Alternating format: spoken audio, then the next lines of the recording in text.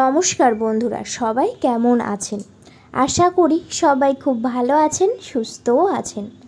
আজ চলে এসেছি আরও একটি নতুন ভিডিও নিয়ে। অক্ষয় তৃতীয়ার দিন তুলসী তলায় পুঁতে দিন এই একটি জিনিস। বাড়ির বাস্তু দোষ দূর হবে, তার সঙ্গে বন্ধুরা প্রচুর অর্থের প্রাপ্তি ঘটবে। আসুন বন্ধুরা জেনে নিই সেই জিনিসটা কী এবং ঠিক কিভাবে তুলসী তলায় পুঁতে দিতে হবে। তার আগে বলি বন্ধুরা, আপনাদের কাছে একটাই অনুরোধ, আপনারা পুরো ভিডিওটা দেখুন একদমই স্কিপ না করে। আর হ্যাঁ বন্ধুরা, আপনারা যারা যারা আমার চ্যানেলে নতুন অবশ্যই করে চ্যানেলটিকে সাবস্ক্রাইব করে পাশে থাকবেন। বন্ধুরা, সামনেই অক্ষয় তৃতীয়া, বাংলা মাসের 27শে বৈশাখ এবং ঠিক ইংরাজি মাসের 10ই মে শুক্রবার। অক্ষয় তৃতীয়াটা হচ্ছে অত্যন্ত গুরুত্বপূর্ণ একটি তৃতীয়া, কারণ বন্ধুরা এই অক্ষয় তৃতীয়ার দিন কোনো কাজ করলে তা অবশ্যই করে সম্পূর্ণ হয়।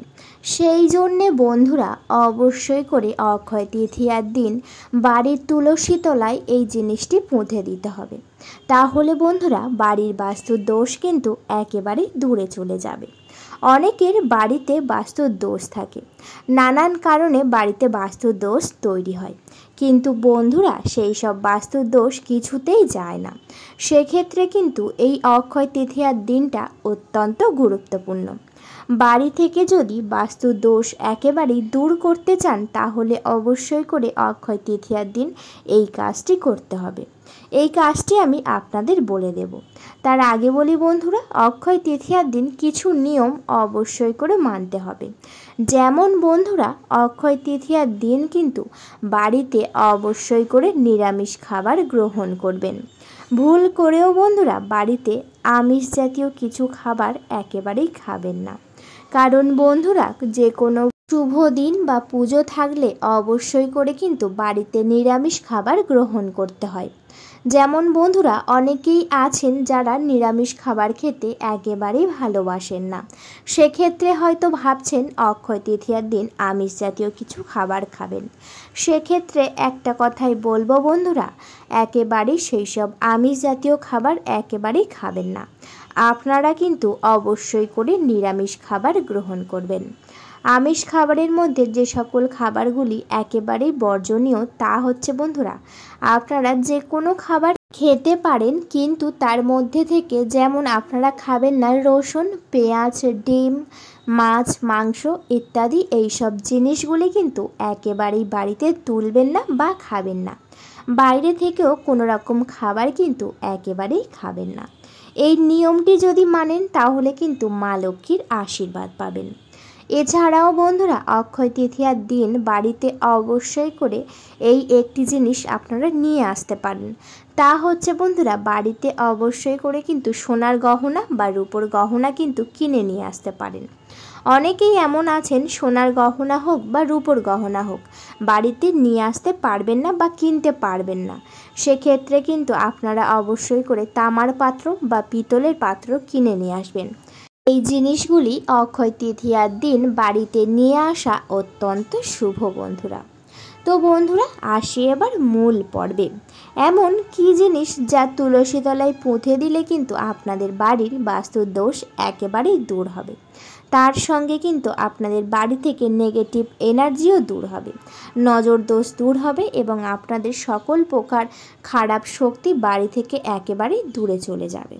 তো বন্ধুরা সবথেকে প্রথমে যে কাজটি করতে হবে তা হচ্ছে আপনারা কিন্তু অক্ষয় তৃতীয়ার দিন অবশ্যই করে ব্রহ্ম মুহূর্তে ঘুম থেকে উঠে যাবেন। ঘুম থেকে উঠে গিয়েই বিছানাতে বসে সবথেকে প্রথমেই কিন্তু আপনারা হাত জড়ো করে সকল দেব দেবীর উদ্দেশ্যে একটি প্রণাম করে নেবেন এবং ঠিক তারপরেই বন্ধুরা আপনাদের বাড়িতে থাকা নানান রকমের বাসি কাজকর্ম করে নেবেন। যখনই বাড়ির মধ্যে থাকা নানান রকমের বাসি কাজকর্ম একেবারেই করা হয়ে যাবে, আপনারা কিন্তু একটু গঙ্গার জল নিয়ে নেবেন এবং বন্ধুরা সেই গঙ্গার জলটি নিয়ে আপনাদের প্রত্যেকটা ঘর সহ সদর দরজা পরিষ্কার করে নেবেন বা জল ছিটিয়ে একেবারে শুদ্ধ করে নেবেন। তারপরেই কিন্তু আপনারা অবশ্যই করে স্নান করে নেবেন। যদি পারেন অবশ্যই করে আপনাদের বাড়ির আশেপাশে যদি কোনো নদী থাকে বা যদি কোনো গঙ্গা থাকে সেইখানে কিন্তু গিয়ে অবশ্যই করে স্নান করবেন। কারণ বন্ধুরা অক্ষয় তৃতীয়ার দিন কিন্তু নদী বা গঙ্গাতে স্নান করলে অনেক পুণ্য অর্জন করা যায়। সেই জন্য চেষ্টা করবেন নদী বা কোনো গঙ্গাতে গিয়ে স্নান করে নেওয়ার। স্নান করা হয়ে গেলে অবশ্যই করে একটি হলুদ রঙের পোশাক পরবেন। আপনারা যে কোনো পোশাক পরতে পারেন, কিন্তু বন্ধুরা অক্ষয় তৃতীয়ার দিন হলুদ রঙের পোশাক পরা কিন্তু অত্যন্ত শুভ। হলুদ রঙের পোশাক পরে আপনারা তারপরেই চলে যাবেন ঠাকুর ঘরে।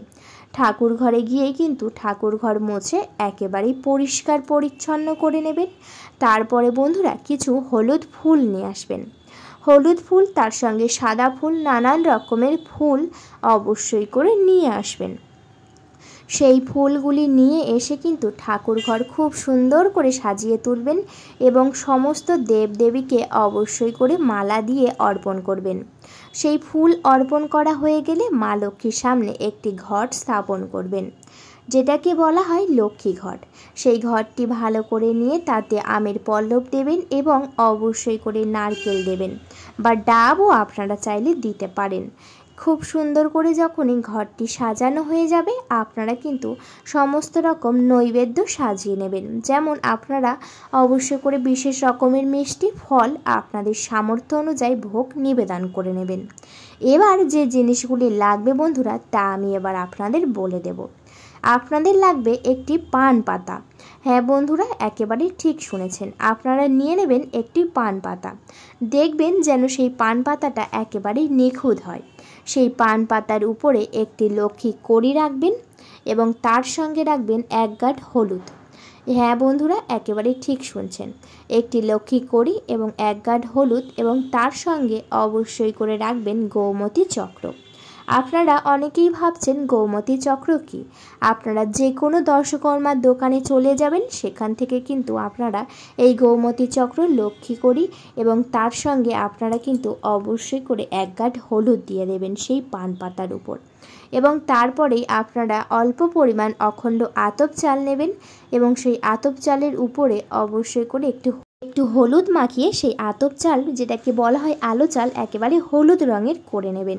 সেই আলো চালটি নিয়ে অবশ্যই করে সেই পান পাতার যে 3টি মঙ্গল সামগ্রী রেখেছিলেন তার উপরে ভালো করে ছড়িয়ে দেবেন, মানে অল্প পরিমাণ একটু তার উপরে দিয়ে দেবেন।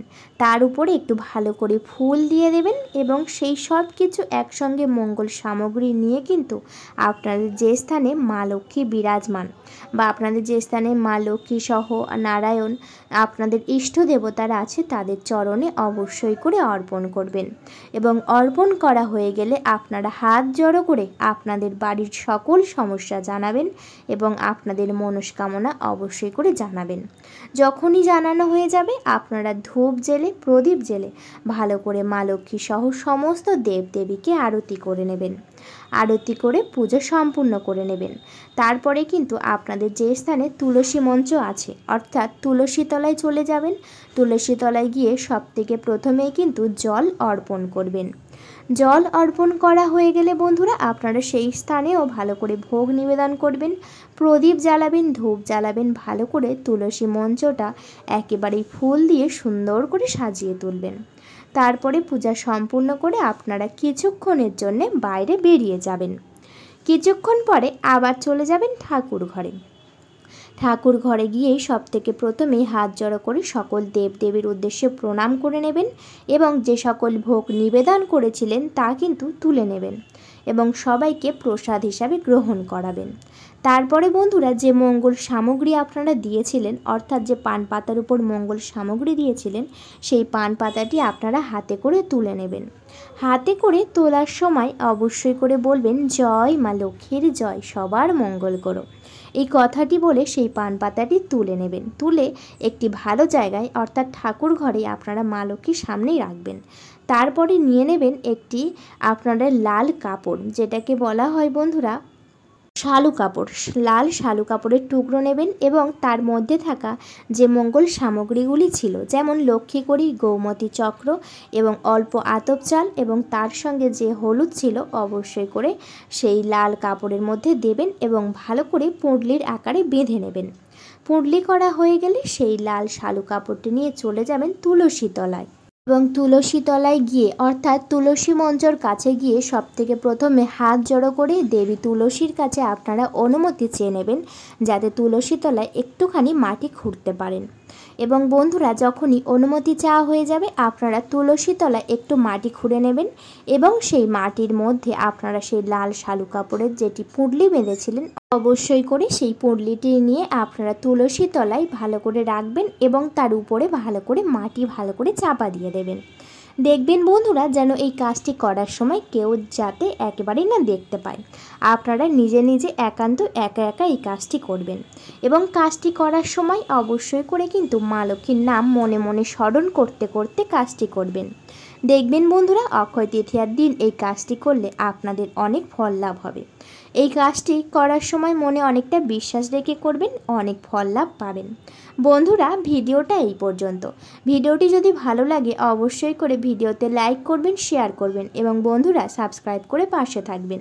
আজকের মতো আমি বিদায় নিলাম। সবাই ভালো থাকবেন, সুস্থ থাকবেন। সবাই একবার মা লক্ষ্মীকে ভালোবেসে কমেন্টে লিখে যাবেন, জয় মা লক্ষ্মীর জয়। আপনাদের সবাইকে জানাই অনেক অনেক ধন্যবাদ।